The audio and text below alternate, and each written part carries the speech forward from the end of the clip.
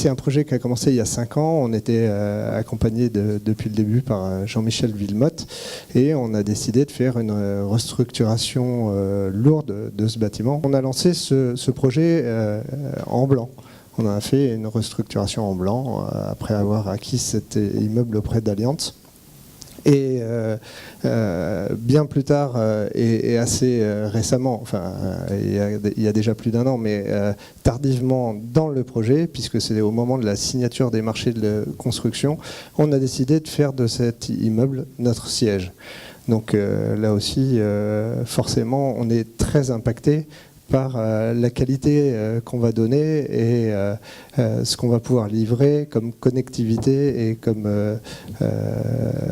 service aux utilisateurs. Alors évidemment, le retour d'expérience sera intéressant pour nous à 2 titres, mais comme ça a été souligné auparavant, sera bien sûr mis à profit sur l'ensemble du process immobilier. Et on évoquait tout à l'heure les secteurs qui sont concernés par le R2S.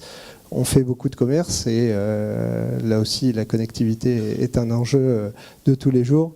Et dans les logements qu'on livre aussi, c'est aujourd'hui quelque chose de primordial. Ces quartiers de ville se doivent d'être smart. Ces bâtiments doivent pouvoir apporter à leurs utilisateurs des services, les services qu'on peut imaginer aujourd'hui, mais aussi les services qu'on n'est pas sur le point d'imaginer. Nos projets mettent des années et des années à sortir et à être réalisés.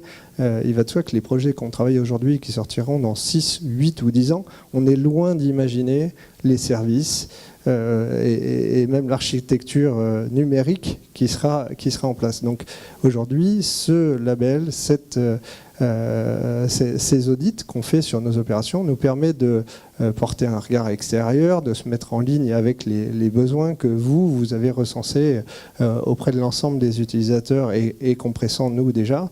Et puis, ils sont complètement en ligne avec nos ambitions qui sont de livrer des immeubles qui soient, pour les années futures, complètement opérables.